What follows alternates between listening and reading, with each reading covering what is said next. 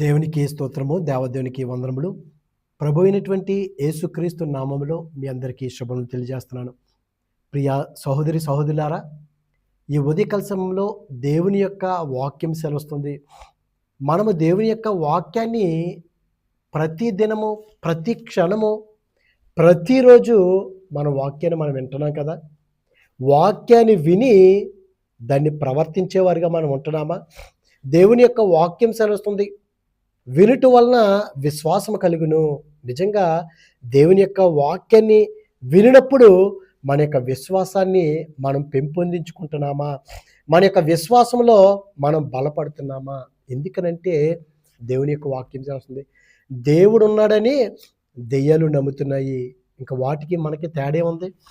అందుకే క్రియలు లేనటువంటి విశ్వాసము మృతమని దేవుని యొక్క వాక్యం చేస్తుంది. అయితే ఈ ఉదయకాల సమయంలో ఒక వ్యక్తి దేవుడి మీద ఎంత నమ్మకం ఉంచాడో, దేవుని యొక్క మాట ఎంత శక్తి కలిగినదో అతడు గ్రహించుకున్నాడండి. మనందరం కూడా ఈ వాక్యాన్ని వేలసార్లు వినుంటాము. అయినప్పటికీ కూడా ఆయనలో నుండి మనం ఈ దినాన్ని ఏదో ఒకటి నేర్చుకున్నట్లయితే మన జీవితాలు కుదుట పడతాయి, మన జీవితాలు బాగుపడతాయి. మన యొక్క కుటుంబము ఇదిగో ఎలాగ నడిపించుకోవాలి, ఇదిగో ఒకవేళ నేను అనారోగ్యంగా ఉన్నానా, అవిశ్వాసంగా ఉన్నానా, లేకపోతే నేను ఓడిపోతున్నానా, ఎవరైనా మాట్లాడితే అమ్మో వాళ్ళు ఎక్కువగా మాట్లాడుతున్నారని నువ్వు తగ్గిపోతున్నావా, లేదు నేనెందుకు భయపడవలను, సామాన్యుడి వల్లే అని నువ్వు నమ్మకముగా యథార్థంగా దేవునిలో నడిచినప్పుడు దేవుడు మనల్ని నడిపించుకుంటాడు. ఈ ఉదయకాల సమయంలో మార్కు సువార్త మనం చూసుకున్నట్లయితే మార్కు సువార్తలో 10వ అధ్యాయము 46వ వచనంలో చూస్తే, వారు యెరికో పట్టణమునకు వచ్చిరి. ఆయన తన శిష్యులతోనూ బహు జన సమూహంతోనూ యెరికో నుండి బయలుదేరి వచ్చుచుండగా, అనేక మంది జనము శిష్యులతోటి దేవాతి దేవుడు ప్రభు అయినటువంటి యేసుక్రీస్తు వారు యెరికో నుండి వారు బయలుదేరి వస్తుండగా, ఆ సమయంలో తీమాయి కుమారుడగు తీమాయి కుమారుడైనటువంటి భర్తమయి, ఈయన గురుడ్డి భిక్షకుడు, గురుడ్డివాడు, భిక్షమెత్తుకునేటువంటి వాడు. అటువంటి వారిని ఎవరైనా లెక్క చేస్తారా? అటువంటి వారు ఒకవేళ ఇంత జనసమూహం వస్తుంది కదా, మనకు బోల్డ్ డబ్బులు వచ్చేస్తాయి, చక్కగా కనీసం ఎంత జనసమూహం తెలుసుకుని ఉంటాడు కదా, ఇదే ఈ రోజున నాకు బోల్డ్ డబ్బులు వచ్చేస్తాయి పర్వాలేదులే అని అనుకున్నాడా నిజంగానే ఈ గురుడి భిక్షవాడు? వారు వేసేటువంటి, లేకపోతే ఇంతమంది జనసమూహం వస్తున్నారు కదా, నేను పొందుకుంటానులే ధనము అని అనుకున్నాడా? ఇతని యొక్క మనసు ధనం మీద లేదు, ఇతని యొక్క మనసు జన సమూహాల మీద లేదు. కానీ గుడ్డి భిక్షకుడు త్రోవ పక్కన కూర్చుండేను.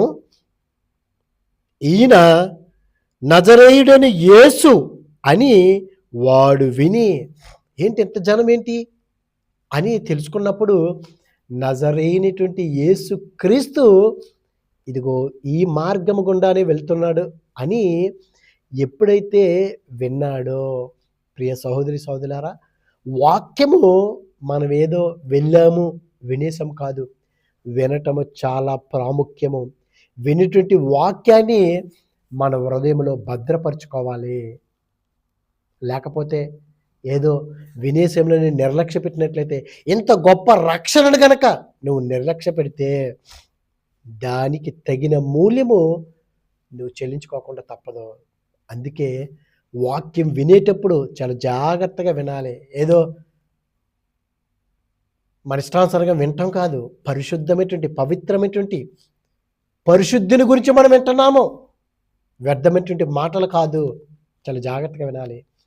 ఈ గుడ్డి భిక్షకుడు త్రోవ పక్కన కూర్చున్నాడు, విన్నాడు, నజరైనటువంటి యేసు అని వాడు విని, దావీదు కుమారుడా యేసు నన్ను కరుణింపమని కేకలు వేయి మొదలుపెట్టాను. ప్రియా సహోదరి సహోదరా, మనం కూడా దేవుని అడగవలసింది, నాకు ఇల్లు లేదు, నాకు ఇల్లు ప్రభువా, ఇదిగో నా జీవితంలో నేను ఇంకా ఎదగాలనుకున్నాను, నన్ను ఎదిగింపజేయి ప్రభువా. ఇవే కాదండి అడగటం, మనం ఎంతసేపును మనం అడగాలి, ప్రభువా ఇదిగో నీ కృప నాకు చాలును. అపోస్తలుడైన పౌలు గారు కూడా ఆయనలో ఉన్నటువంటి ముళ్ళుని తీసేయమని ముమ్మార్లు ప్రార్థన చేశాడు. అప్పుడు దేవుడు అన్నాడు, ఇదిగో నీ బలహీనతలు ఎందే నేను నిన్ను బలపరుస్తాను, నా కృప నీకు చాలు. అవునండి, దేవుని యొక్క కృప మనకు ఉండాలి. అది ఉంటే మనకు సరిపోతుంది. ఇదిగో అది ఉన్నదనుకోండి, మనం ఎటువంటి పాపములోను లేకపోతే దుర్మార్గంగాను దుష్కార్యములు చేసేవారుగాను మనం జీవించాం. దేవుని యొక్క కృపను కనుక నువ్వు పొందుకున్నట్లయితే ఏమైపోతాం మనము? ఇదిగో యాసావు సంతతి వలె అయిపోతాము. అంటే యాసావును కూడా దేవుడు ఉన్నతమైన స్థానంలో నిలబెట్టాడు కదా, ఎత్తైన కొండల్లోనూ బండ సందుల్లోనూ నిలబెట్టాడు కదా అని అనుకోవచ్చేమో. కానీ నిలబెట్టాడు, దాన్ని నిలబెట్టుకోలేకపోయారు. గర్వము నాశనానికి దారి తీస్తుంది, నశించిపోయారండి. ఇదిగో ఈ ఉదయకాల సమయంలో దేవుని యొక్క వాక్యం చేస్తుంది. భర్తమయ్యి తీమాయి కుమారుడైనటువంటి భర్తమయ్యి దావీదు కుమారుడు యేసు నన్ను కరుణింపమని కేకలు వేయ మొదలుపెట్టాడు. అక్కడ అనేక మంది ఉన్నారు. ఆగోయ్య నువ్వు కేకలు వేసావేంటి? అంత జన సమూహంలో అతని యొక్క కేకలు వినబడుతున్నాయంటే ఎంత గట్టిగా వేస్తున్నాడండి. అంటే అతను ప్రభువు నుండి ఏదో సంపాదించుకోవాలి. మనం కూడా పోరాడాలండి, పోరాడాలి. మనుషులతో కాదు మన పోరాటం. ఇదిగో దురాత్మలతో, లోక సంబంధం కలిగినటువంటి ఆ సాతానుతో మనం పోరాడాలి. కానీ మనము ఎవరితో కూడా పోరాడకూడదు, ఎవరితో కూడా ఫైట్ చేయకూడదు. ఫైట్ అంటే వెళ్ళి కొట్టుకుంటాను, గుద్దుకుంటాను, తిట్టుకుంటానని కాదు. వాక్యానుసారంగా మనం అలా కూర్చుని చక్కగా ఏసీ రూమ్లో వాక్యం వినేసి మళ్ళా వెళ్ళిపోవటం, మళ్ళా వచ్చేయటం, మళ్ళా వెళ్ళిపోవటం, వచ్చేయటం ఎంత బాగుంటుంది. కానీ చివరికి మనం ఎక్కడికి వెళ్తామో తెలుసుకోవాలా.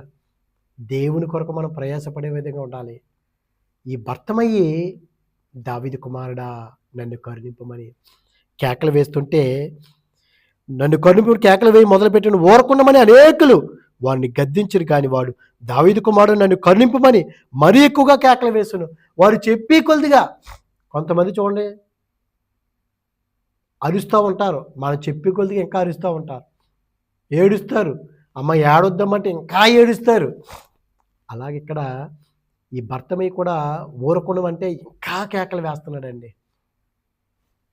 కేకలు వేస్తూ అప్పుడు యేసు నిలిచి వారిని పిలువడని చెప్పగా వారు ఆ గుడ్డి వారిని పిలిచి, ప్రభు అయినటువంటి యేసుక్రీస్తు వారు ఎప్పుడైతే ఆ యొక్క గుడ్డివాడి యొక్క కేకలు విన్నారో ఆయన చెవిని వినపడ్డాయి. మన యొక్క మనో వేదనని, మన ఆర్తనాదాలని ప్రభువారు వింటారండి.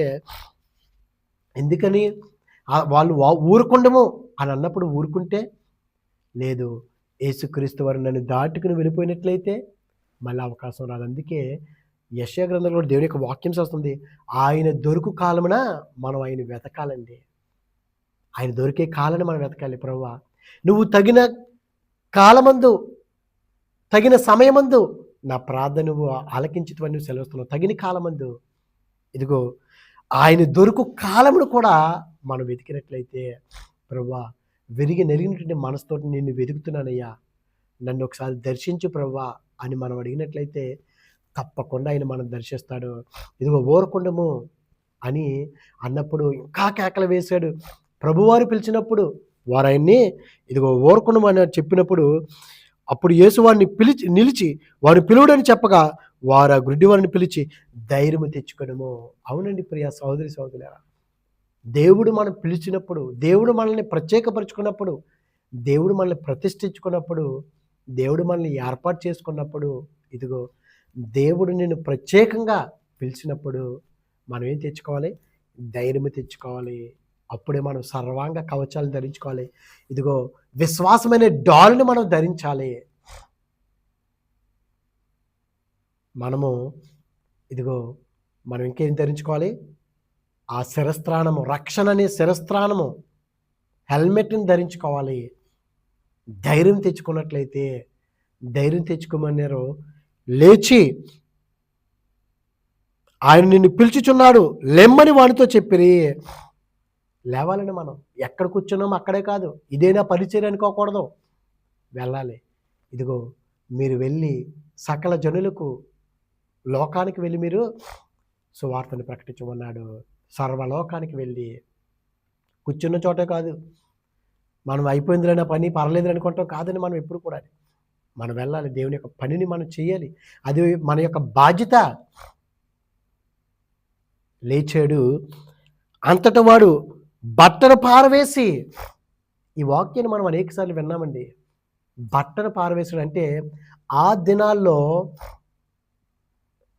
ఎవరైనా భిక్షాటని ఎత్తుకోవాలంటే కొన్ని దేశాల్లో చూడండి ఇప్పటికీ ముసుగు వేసుకుంటారు. అమెరికా లేకపోతే యూరప్ కంట్రీస్లో అడుక్కునే వాళ్ళు ముసుగు వేసుకొని వాళ్ళు ఇలాగ అడుక్కుంటారు. అదే కనుక